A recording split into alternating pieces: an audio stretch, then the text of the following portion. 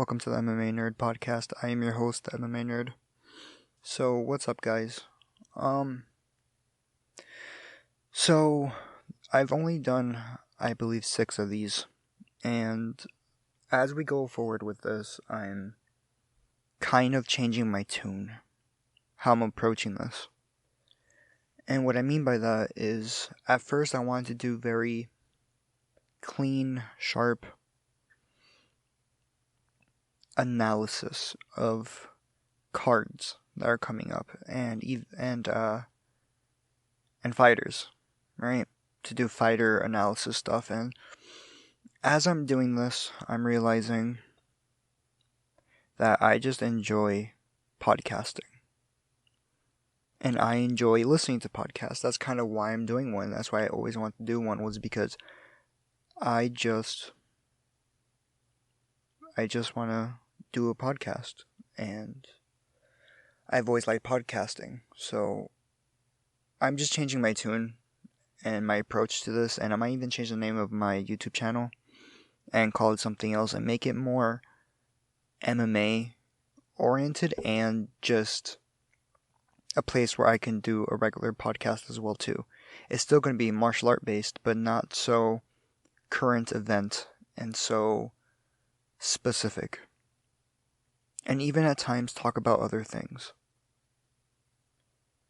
So today is going to be more of a freestyle type podcast where I'm just going to talk about what can be improved in MMA striking.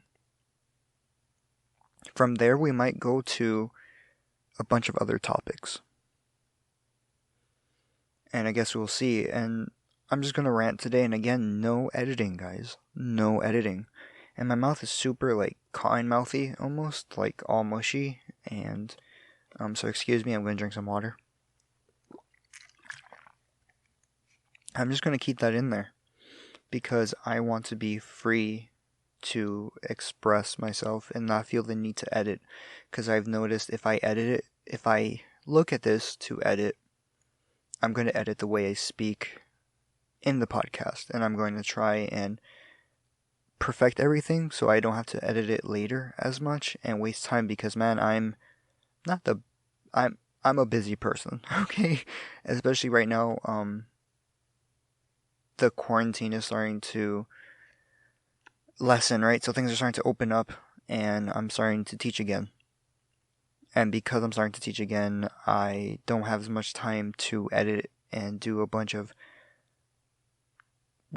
fancy editing and stuff. I don't have time for that. So, and that's fine. I think that actually works better for my favor, because not only am I doing this to express how I feel about martial arts and what I think about martial arts and to give my analysis on things and my observation on things, but not only that, but also to get over my fear of public speaking and get over my fear of over self-criticism, just too much self-criticism that I have in my head, and this is going to make me just go, right?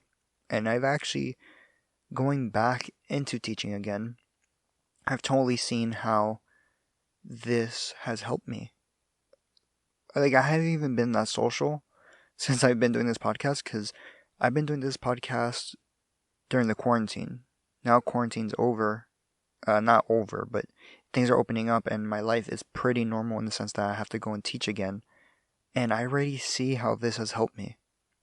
This has helped me go and speak in front of the students and in front of the parents and the customers or whatnot. And it just has it has helped me a lot. And there's only going to be the 7th episode right now if I do post this. And I plan on posting it. I can never promise it because it's hard for me.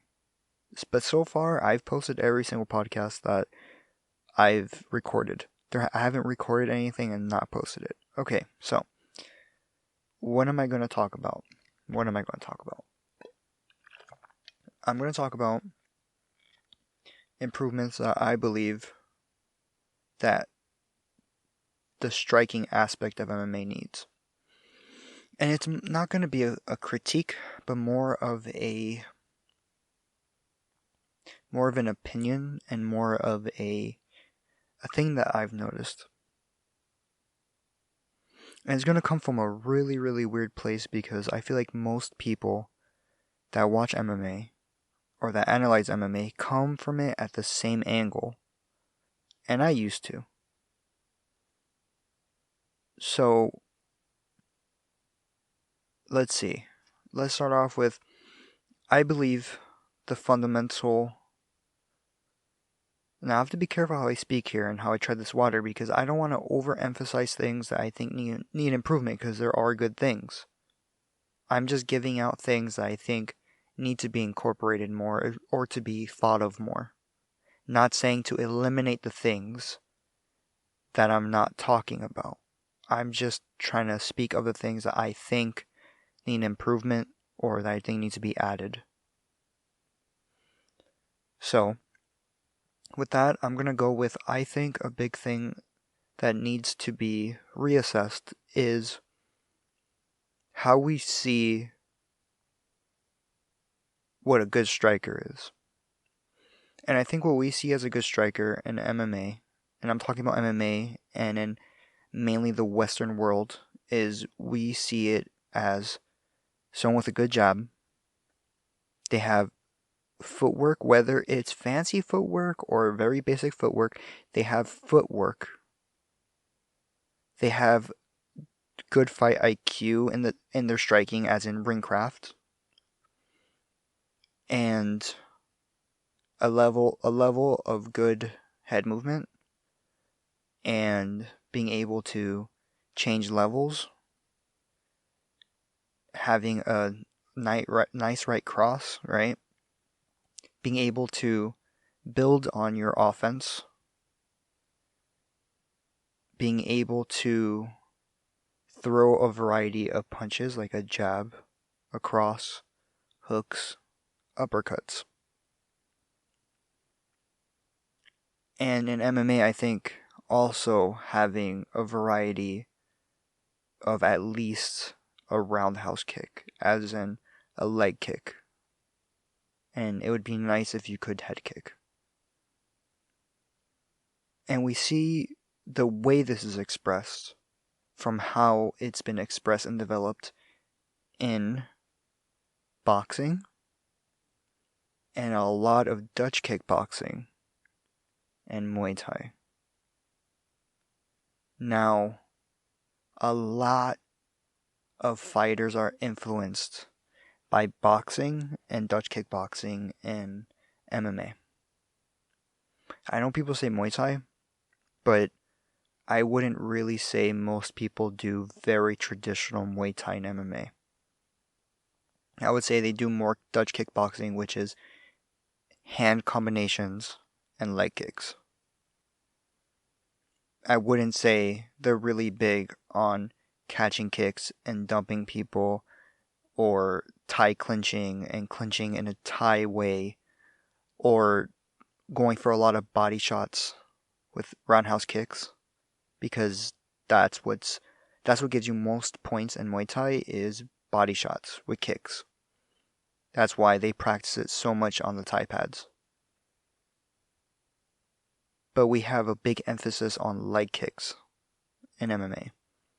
And we have a big emphasis on punching combinations with hard leg kicks, which is very Dutch kickboxing.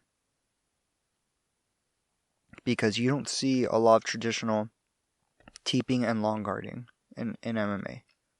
You do because Dutch kickboxing can look like Muay Thai, so some people then go and seek more of a Muay Thai style coach, like a more traditional one, but it's not the most common thing. And then they believe also that having good head movement and jabs, head movement and nice punches, tight punches are important, and they are. One thing I think needs more revision is the distance in which we should be fighting at as fighters. I think the distance should be more of a longer distance that you see in traditional martial arts, especially karate. And you have to be careful when you say karate because some people then look at Kyokushin. And I'm not speaking of Kyokushin. Kyokushin eventually got evolved into what Dutch kickboxing is now, which is more the K1 style. So people confuse K1 kickboxing and glory kickboxing with Muay Thai. They're two very different things. There's no clinching in Dutch kickboxing. It's very much in your face, hard punches, shelling up with high hands, and just throwing hard leg kicks. Right? And knees with a single collar tie or at a distance. And some teeps, right? Like it's not it's not the biggest focal point like it is in Muay Thai.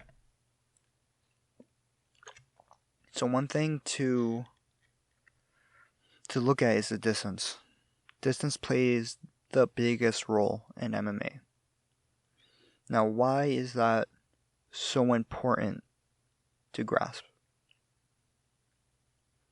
Because when you look at the distance in MMA, we're not just talking about striking here. We're talking about grappling as well. Full on grappling. So the closer. Alright, so let's talk about distance management and the phases of them, right? So you want to be at least 2 arms distance away from your opponent. You want to be able to know when they're moving before they're moving. And that is so important and critical. Because in MMA you have small gloves.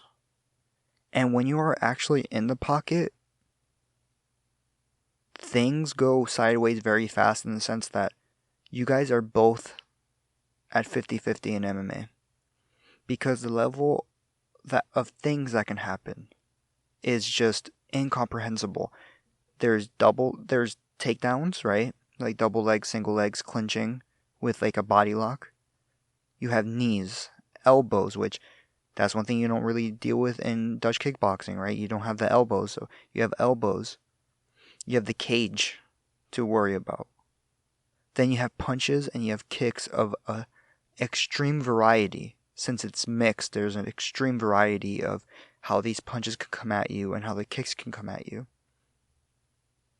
So being 2 arms distance away is huge because you cannot be at kicking range, which is the next range. At kicking range, they can only kick you.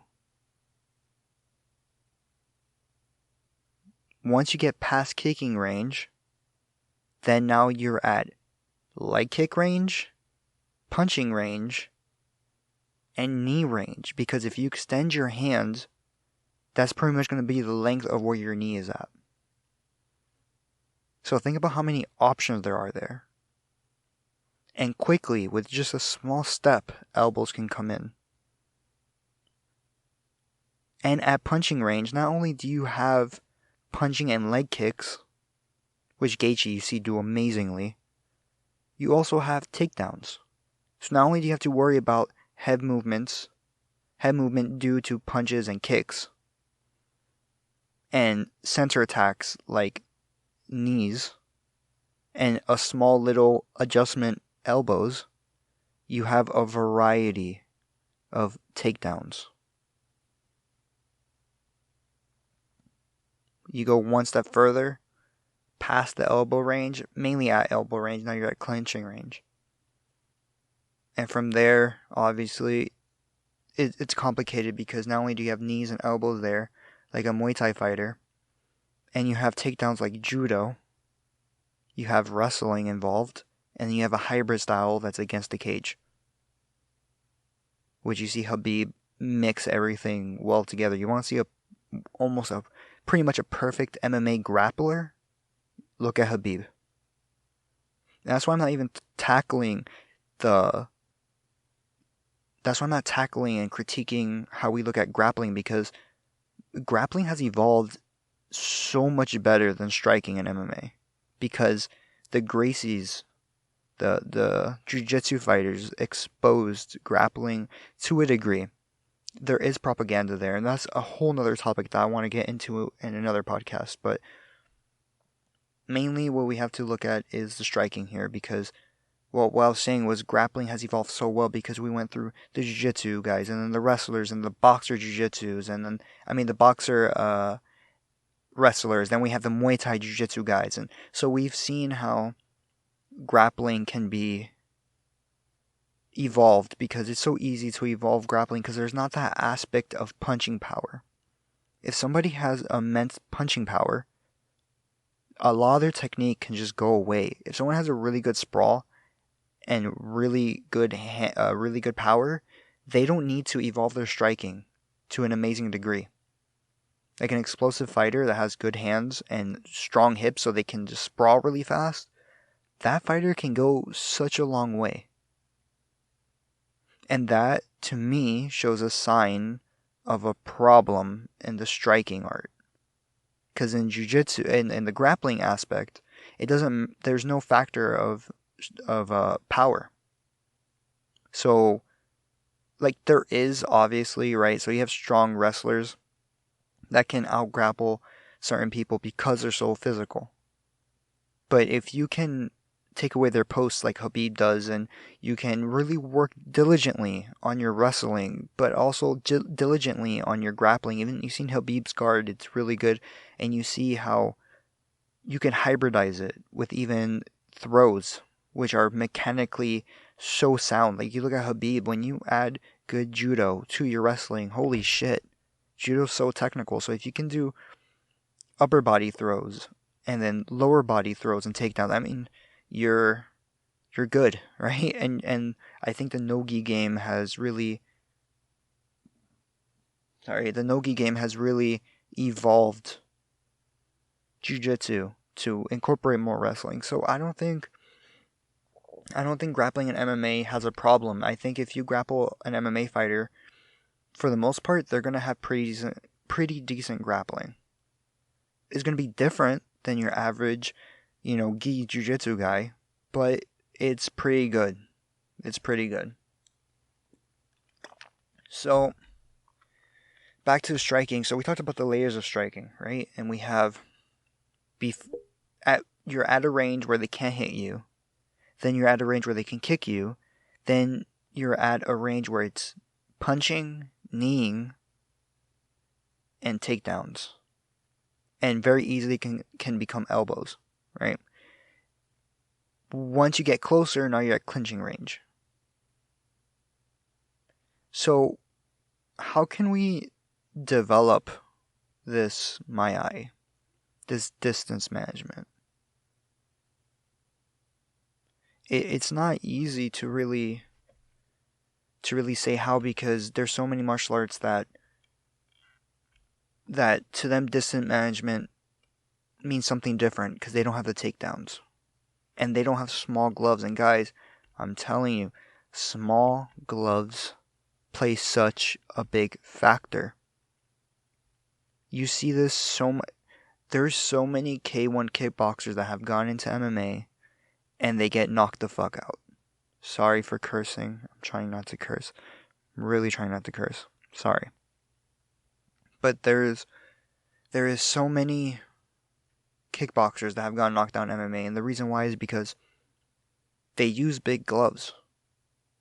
They just shell up with big gloves by their cheeks. They just keep their hands up, and that protects them. And from there, they just throw hard leg kicks and hard punches, and they're just tough guys. And that works well in kickboxing. But in MMA, you keep your hands up that high, that's going to do nothing because you don't have the padding of the glove. And also your hands are too high to stop the takedowns. And your ability to move around the cage is just, it's gone. There's no ring craft. There's no ringmanship, right? However you want to call it. Now you look at boxing, right? And you could say, well, boxers do well in MMA, right? Boxers, they do well because they have good footwork and they have a good jab and their punches are very tight, right? You look at kickboxers, their elbows flare up, just like Muay Thai guys. Their hands are horrendous. Their elbows are flaring everywhere, which is the worst thing because in MMA, if someone can catch you before you can hit them, it's over. It's done. The gloves are so small and the room for error is so big. So your punching technique, your elbows, they have to be tight, they have to be in. You can't show any sort of telegraph whatsoever. We're talking about in a perfect technical world, right? There is this athletic gray area or factor. But in a technical sense, you want to disguise your punches, you want to disguise your kicks. So boxing does a really good job disguising your punches. The problem is that the distance that they punch at is not the same distance that MMA fighters punch at. We punch at a further level because if we punch at a boxer's distance, unless you're super athletic, then you're going to be taken down. You're going to be kneed, you're going to be leg kicked, and you're going to get leg kicked hard because even if you're moving really well, those leg kicks coming at you, they're going to slow you down. Look at Dominic Cruz against Henry Cejudo.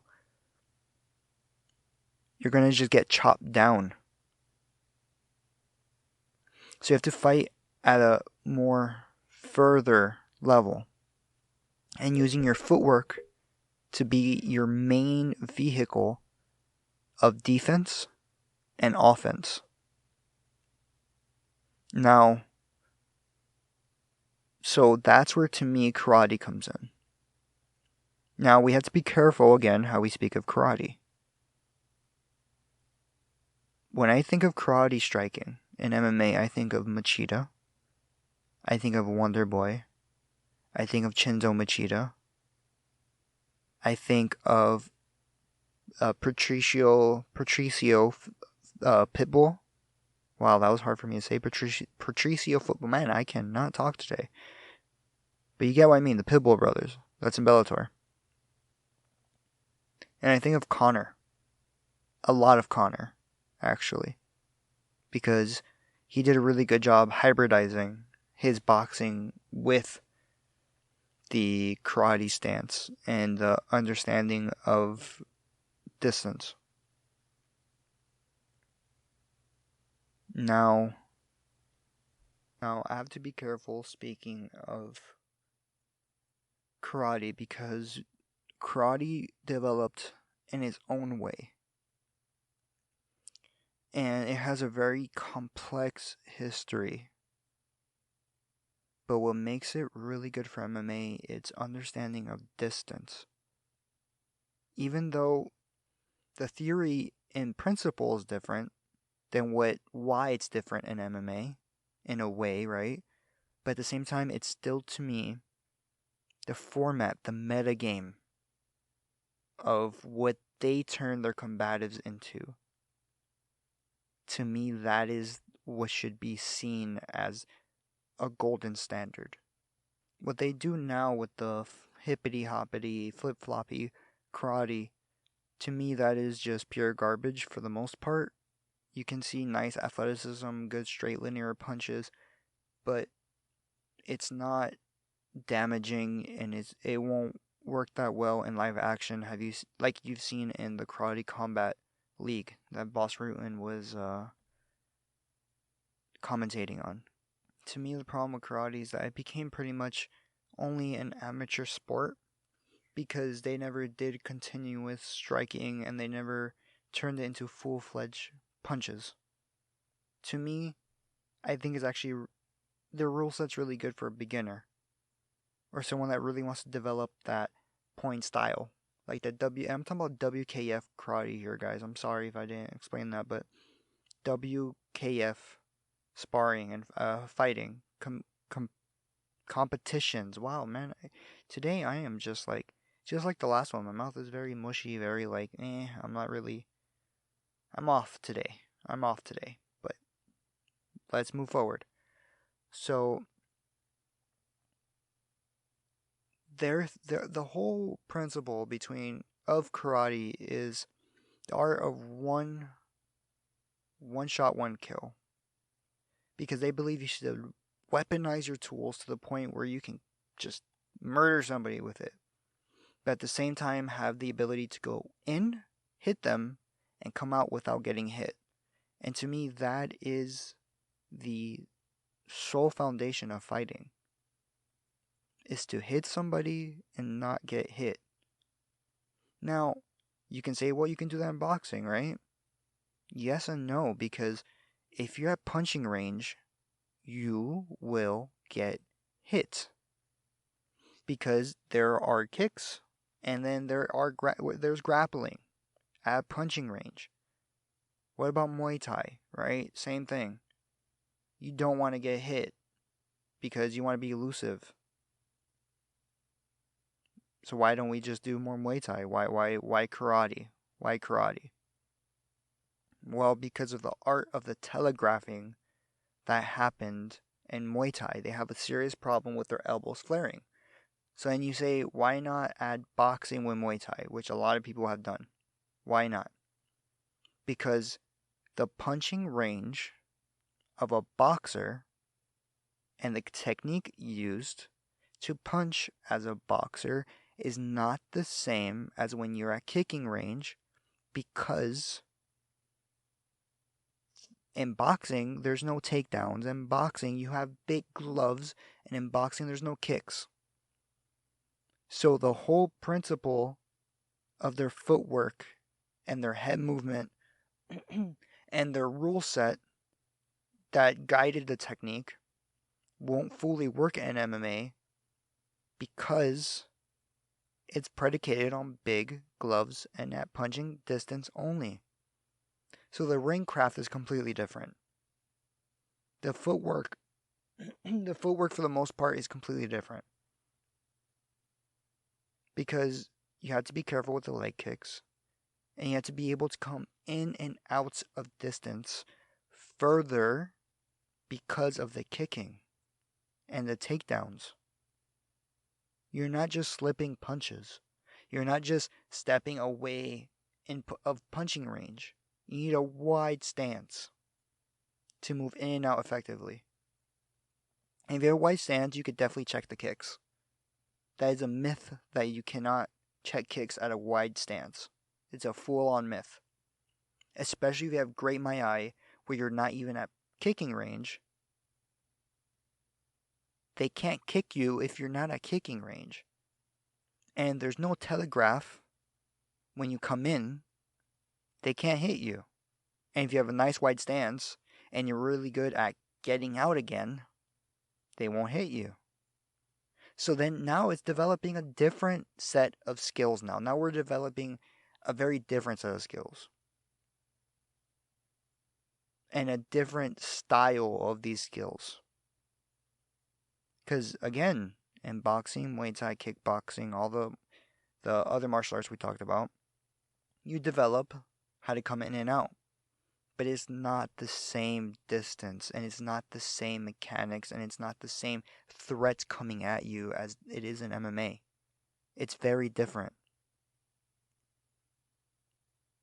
And you don't want to be caught in that fire. You don't want to be caught in the fire of the wrestling and the boxing and the Muay Thai and the kickboxing and the Kung Fu or whatever they're doing to you. You don't want to be in that fire until you're in that fire. And once you're in that fire, you're ready to handle and come out. And the biggest thing is the style of interception that happens in MMA. The styles of interceptions that happen in karate. Look at any karate fighter in MMA. Look at any karate style that you see in Japan, and we're talking about Japanese martial arts here. So we're talking about Shotokan, Goju-ryu, you know, how they got developed in a combative sense in Japan. And of course, you have to practice other styles and learn other styles to understand that there is kind of in close fighting stuff too, and to learn how to block and all that. But that's neither here nor there. And the only way you could develop that style of interception at that distance is by working karate. And that sounds kind of crazy because I'm not saying go out there and just practice karate, like drop everything, practice karate. Everybody is going to interpret MMA in their own way and develop in their own way. But I don't want you to not see this aspect of it. And intercepting the way it's done in karate is huge. Another big thing is that in MMA and in Western culture and in Muay Thai culture, the way you spar is you put headgear on. Now, this is different for Thais. I'm going to speak about Thais after this, and they do it really well. But you put headgear on. You then put bigger gloves on than you would fight in MMA, so you don't cut each other and knock each other out. And then you kind of just do MMA like that, or striking like that. Or you wear slightly bigger MMA gloves, and then you go kind of light, right? That can kind of work too. But you see people practicing with smaller MMA gloves like they were to practice in, let's say, Muay Thai, and they got it more from the way they spar in Muay Thai. Muay Thai, they call it play, right? They just put gloves on because Muay Thai fighters have to fight like every weekend in Thailand because they're career fighters and they fight a lot. A lot of them live in their gyms and they've been doing it since they were kids and they're poor. And the only way they can make any money is by fighting every weekend. It's so ingrained in their life and it's so they get so immersed in the martial art that their last name becomes the name of their gym. So they create a style that was just playing.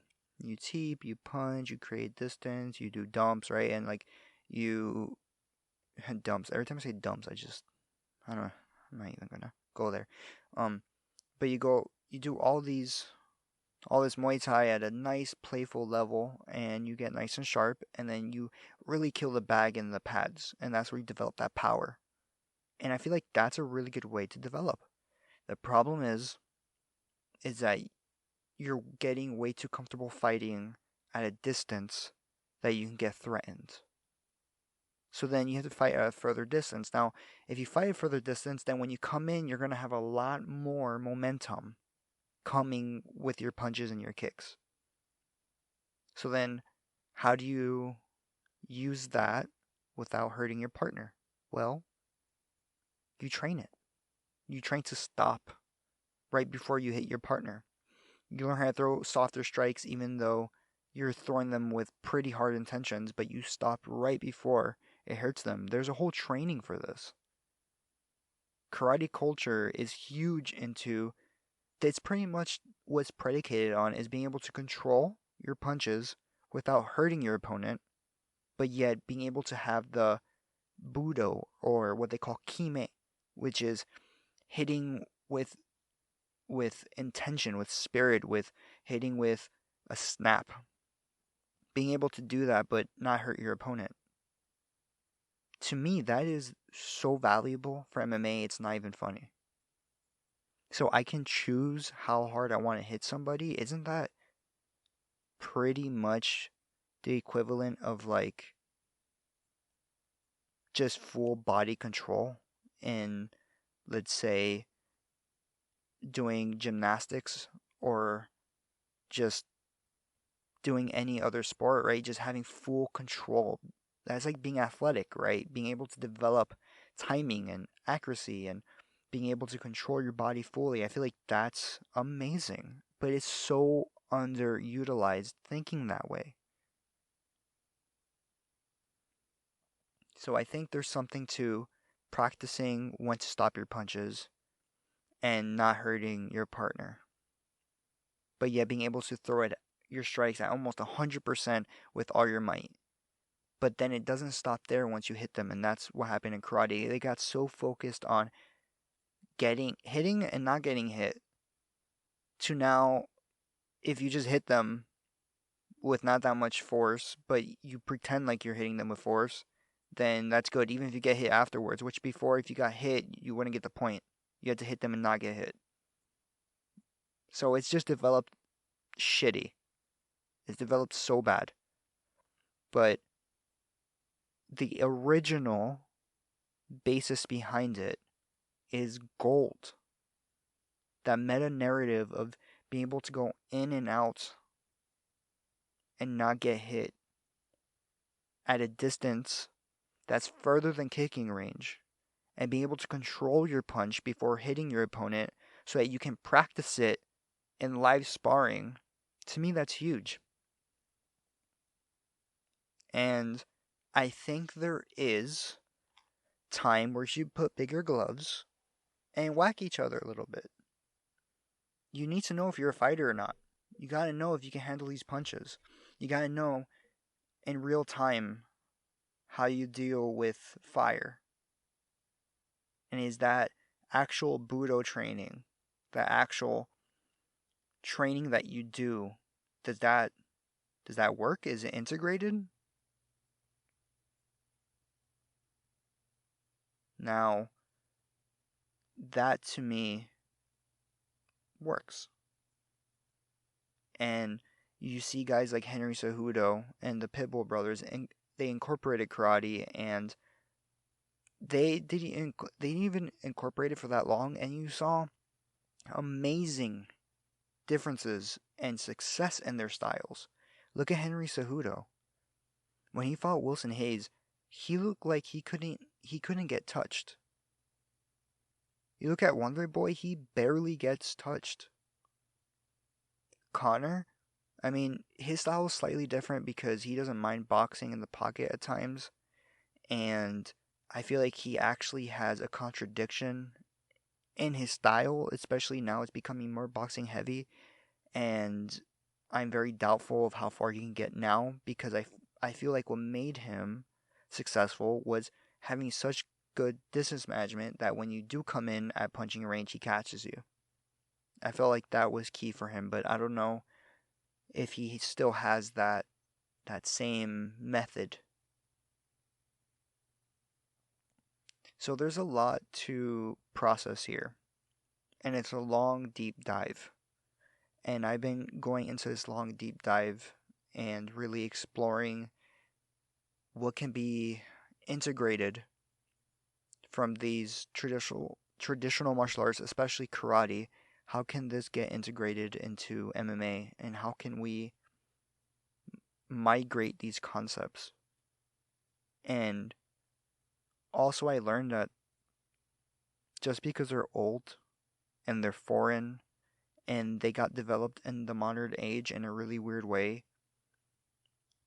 it doesn't mean it's not valid. I'm not going to go much into kata today because I think that's a separate conversation, but kata is also valuable. It teaches you body mechanics and movements, and a lot of it is just the archetypal movements that your body does and the archetypal principles and the meta principles that we do for fundamental movements in martial arts. And that's so key to understand and so key to see that these were done for, I would say, a couple thousand years, right? That we've been doing katas in a way, right? Not the same katas we're doing right now, and that's invented right now, but the overall theory behind developing movement patterns and movement principles. This has been a thing of martial arts, and I feel like we've lost it. And I feel like in MMA, we're always going for the new and for the new and for the new and for the new. And what is these science-based training methods? What is this new thing that's coming up? But we have to look at the old as well. And we have to see why did they develop that way? And what can we get from that and build it upon into the MMA system? And it's not as simple as saying, oh, I'm just going to practice low kung fu here, a little karate there, a little bit of capoeira. No, that's not what I mean. But the true meta narrative of these martial arts. What do they bring to the table that we can utilize in MMA? Not just practice them independently and try to integrate them, but truly understand their concepts and why they're used, and then bring it to the table. And I feel like I went from being a really big, heavy Muay Thai style fighter, and I met this karate professor and or sensei, master, whatever you want to call him, and he completely changed the way I look at martial arts. And he helped me see that martial arts is not as simple as we think it is. And in certain aspects, it's not as complicated as we think it is. But MMA is like the true ultimate training or proving ground to add these amazing concepts. So if I were you guys, I would really look at karate fighting, right? Like look at old school JKA and even the modern WKF and just see like it looks funny, it looks weird, it looks very different from what we're used to. But the narrative and the principle of one hit, one kill, coming in and out at a range that is further than most striking arts. It's valuable. And then again in the kata, being able to have full body control, just like how we develop it in sparring, not being able to hit fully, but having spirit behind it, having a snap to it, but not hit your opponent, being a full martial artist, being able to control yourself fully, and having the will as you train, the focus as you train. These are all key principles and key things that we should really look at and see how we can integrate them into MMA and into the striking part of MMA, the striking aspect of MMA. And this, I think, works really well for not only guys that want to be strikers, but grapplers. If you look at Ryan Hall, he does this amazingly. He keeps you at kicking range. Once you get into punching range, he's not grappling with you. Because once you're in punching range, you can grapple. And then, so it's just, if you can get a guy like Damian Maia to get in before you know he's in, and now he's striking you, and before you know he's striking you, and I'm not saying these are great strikes because it's Damian Maia, but if he has the footwork and the distance management to come in before you even know, he's going to be taking you down. He's going to be covering that distance before you know it. And I think that would be valuable to every MMA fighter. And I think we need to really change the way we perceive martial arts in the striking aspect. So guys, I just ranted a lot today. I hope it came out okay. I feel like I was very tentative at first and very mushy mouth at first and very in my head. But I'm still going to post this, and I hope you guys enjoyed this because it was very different, and I hope it didn't come off weird because I want to explore topics that I haven't really spoke about, especially openly. Because when you speak about certain topics around casual not casual, because these are hardcore guys, but the average, more the average MMA fan or the MMA fighter or coach, it's hard for them to get out of their own box, which is weird because MMA was predicated on understanding that there is no box, that martial arts as a whole is very complicated, and to then create a martial art, which I feel like MMA is going, I feel like then to create a martial art or sport with a style of itself, I feel like it needs to be really thought about at every single angle. And I believe we have really fallen in love with certain aspects of it, and we really put down other aspects or other narratives.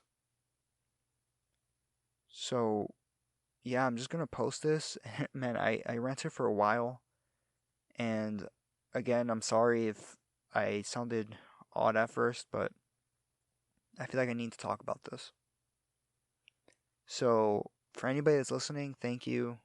I appreciate it, and I hope that this was slightly entertaining. If you have any tips or critiques, please guys just tell me. I am open to it all.